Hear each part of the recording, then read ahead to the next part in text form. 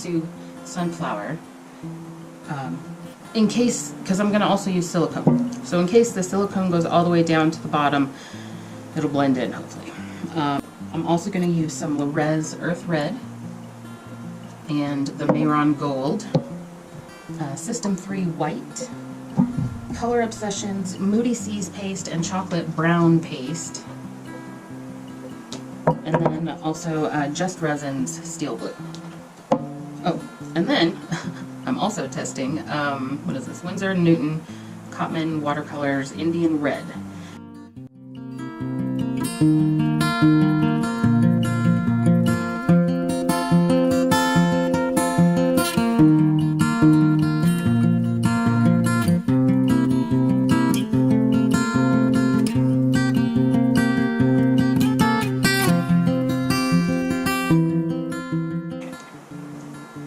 Start with a white base.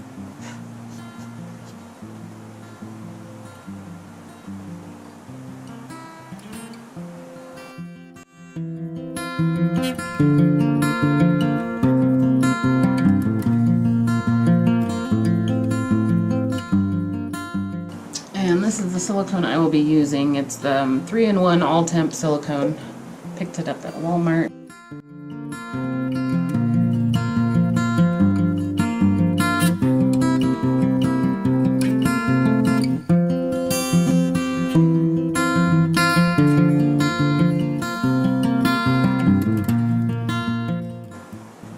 Just layering them one on top of the other. If they kind of go off, that's okay. Just definitely getting them in the general swirl of things.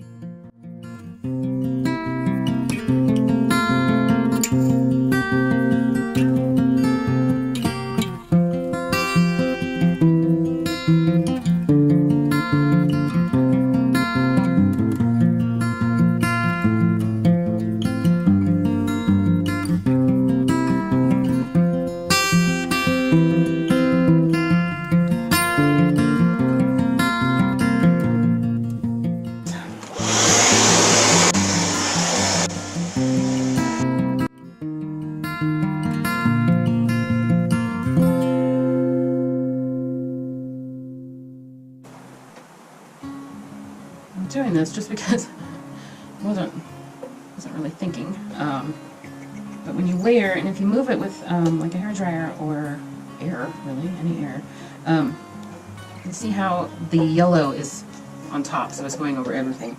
I don't want this to be primarily yellow, so.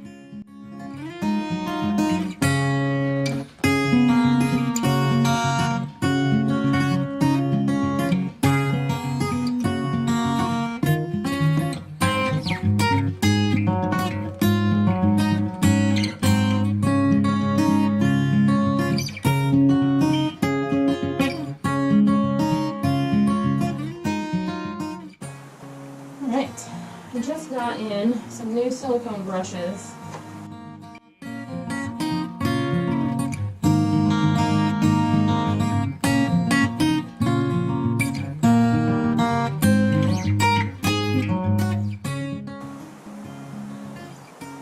Just dab along, wipe off any excess, if there really is enough to hold in it. It's getting a little bit clumpy. I'll wipe some of it off. Not happy about that clumpy part.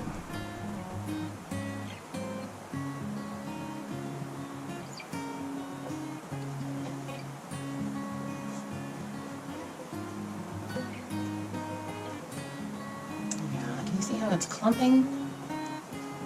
I'm going to try these pink ones. See if this clumps. It's a bit much thicker silicone.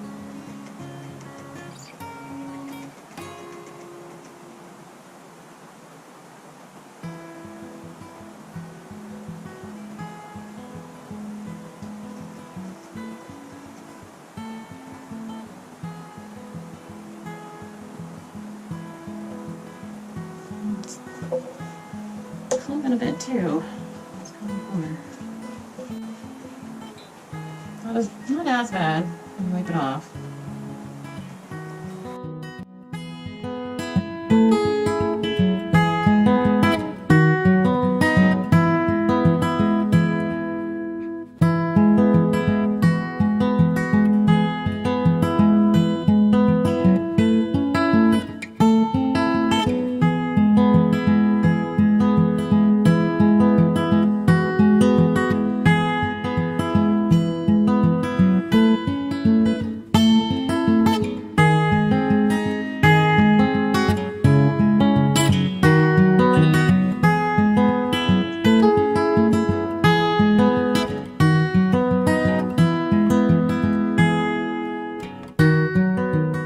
We're just going to let it sit and see how it turns out, but let me take you in for a closer look.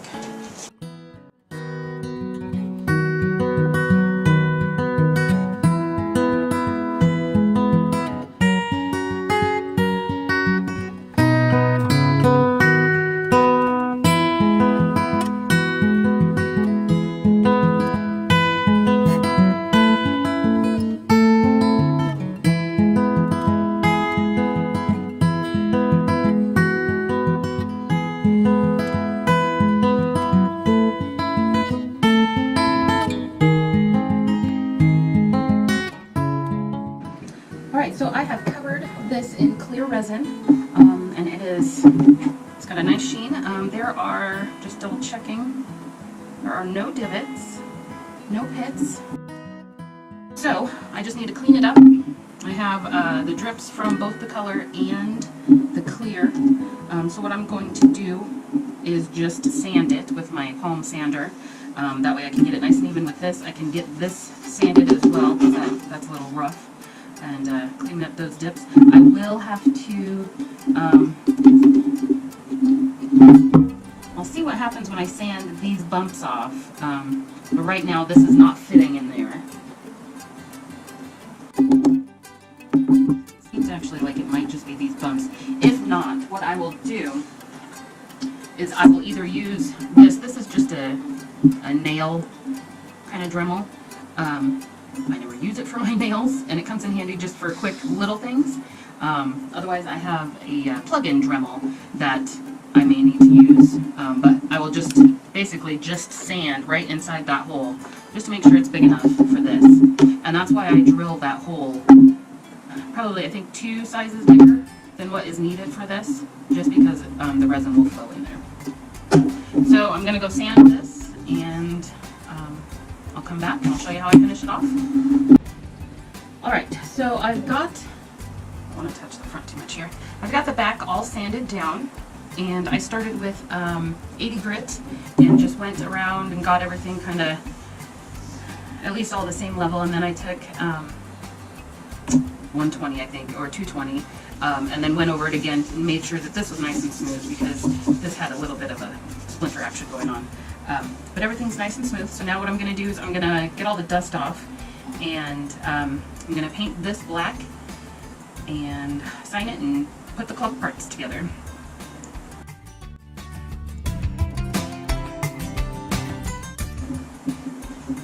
So I'm just wiping it off and making sure that it didn't do any damage, which it looks like it did a little bit.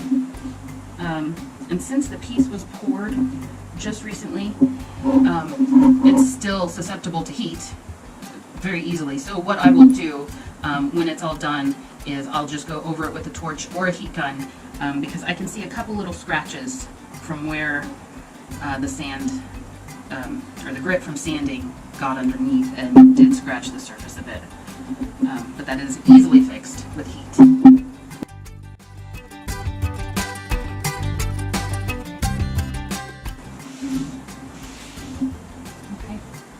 And I was able to sand all of that seepage here. Let's see if this fits. It's so close. Okay. So before I paint, I want to get that taken care of. And I think this is actually just too big.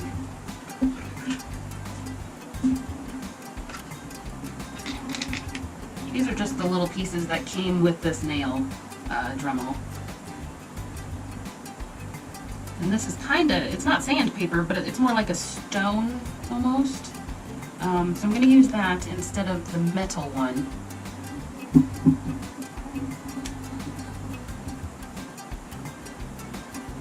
And I'm going to stick something else underneath this to catch the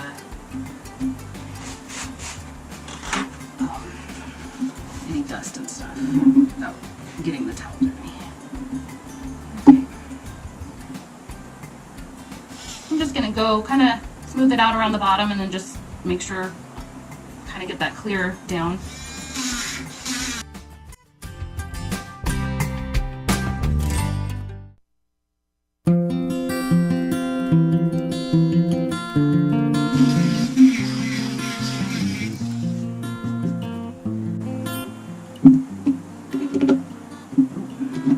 Okay, so now it goes through. That's all I need it to do. It comes in so handy for the little things. Of course, I can't get this piece out.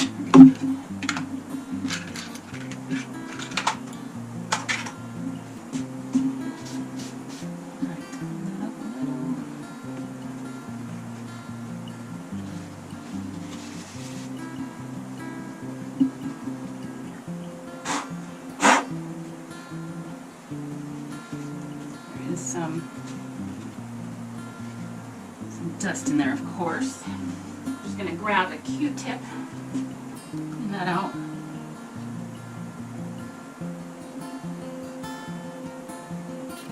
Okay. Now, grab my black paint. And right now I've got Bare Premium Plus Paint and Primer in one. It's the interior flat. The deep base, so that way they can make it, that way they can make it black.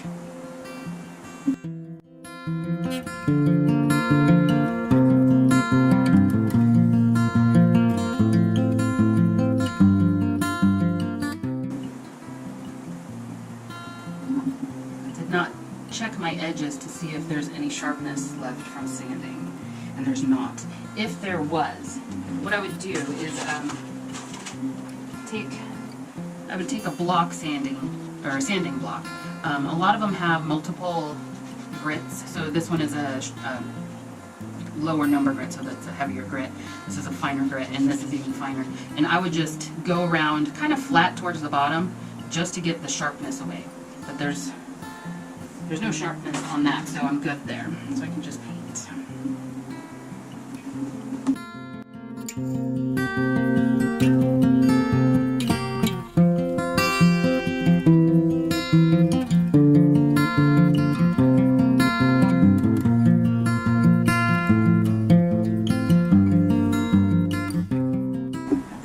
Here. I just do it on high heat, and just keep it moving. And you can see it's starting to dry right here. It is dry right here, where this is still glossy and wet. So you can tell when it is dry, and that's why I get the flat paint, so I know that it's dry. Okay, now it's mostly dry. Like I can do this, and nothing comes off. But I want to show you, and I'm just getting behind the camera so I can hopefully hope you see. So see how right in here it's still kind of glossy? What that is it's just a little bit thicker. So like right here I kind of rubbed a little bit away, and I did not mean to do that. So it's a little bit thicker, so you can continue drying. See, that was actually wet. Until it becomes like this and nice and matte. So I'm going to continue drying it here.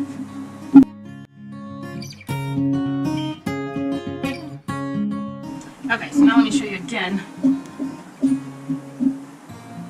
how everything is now just a flat black. Don't see any of the shininess in there, just kind of the texture and my crappy painting skills. But it's good enough for my purposes. So now I just need to start putting the clock pieces together. So let me grab those.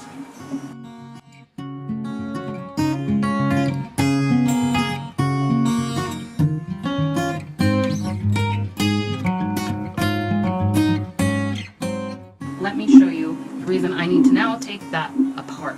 I had put the clock part in, the movement, and I was about to put the hands on and realized that the tip is not going to work with the hands that I have. And the reason for that is, if you can see how the tip of this is round. So you would need to have a round second hand. And so when I bought these clock pieces, this is what came with it.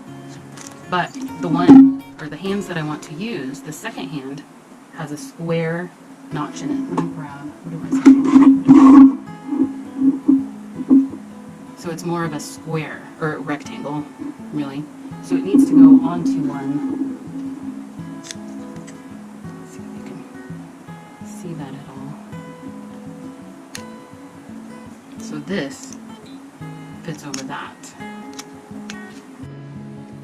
So unless I make this fit the round one, I need to use this. So I'm going to take that apart and use this guy.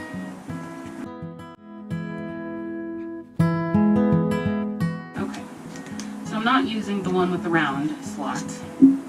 I'm going to use the one with the narrow, and it actually has a notch hanger, so I don't need to use that guy. Alright, make sure.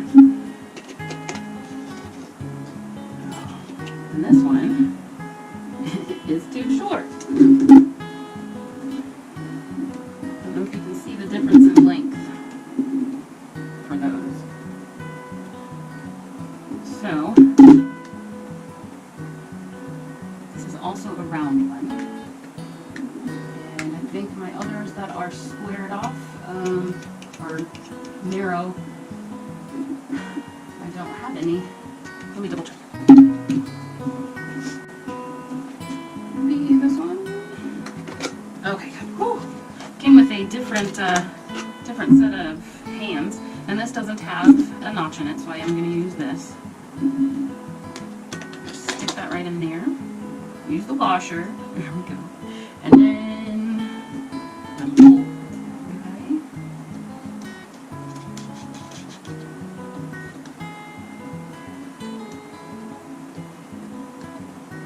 With my hand, tighten it a little bit with this, and then hold on to the washer, turn the hand, or turn the clock movement until I get to where I want it lined up correctly. Oops. See, that's how you do it. Okay, so it's really tight. Here we go. And I just need to move it a little bit, so I don't want to have the possibility that it cracks the resin. And I scratched it with this, but we will fix that. Okay, so my 12 o'clock. Right here, I'm just going to turn that guy. There we go. Okay. Now I can start, and this is going to be aimed at 10 o'clock. And since this is round, it just goes over the round spot. Kind of be even with your pressure, because this has a slit in it, so you can move it. You can make it a little bit bigger if you need to, but there's a slit there that if you don't apply even pressure kind of on the whole entire thing, as you push it down, it'll almost buckle on.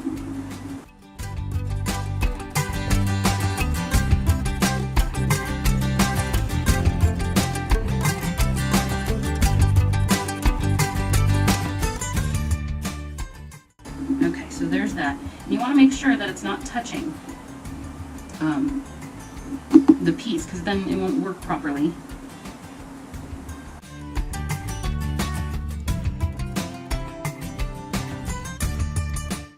Then you'll use this little cap. I don't know what to say, but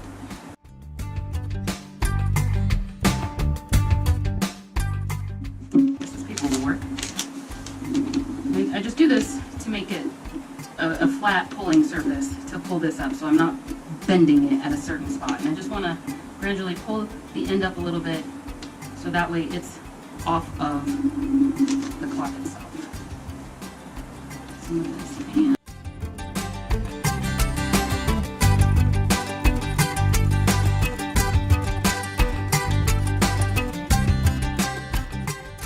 when I was sanding, there's just little teeny tiny scratches that I created from that.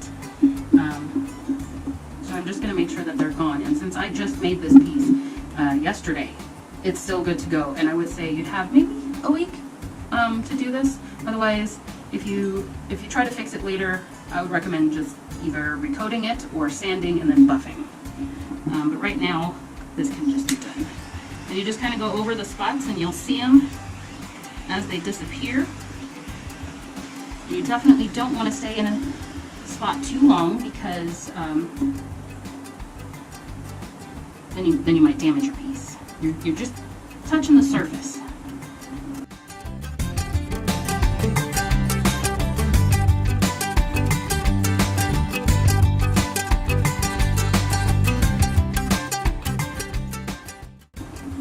It needs to be pushed down further because it's just flopping there. Push until it's more sturdy.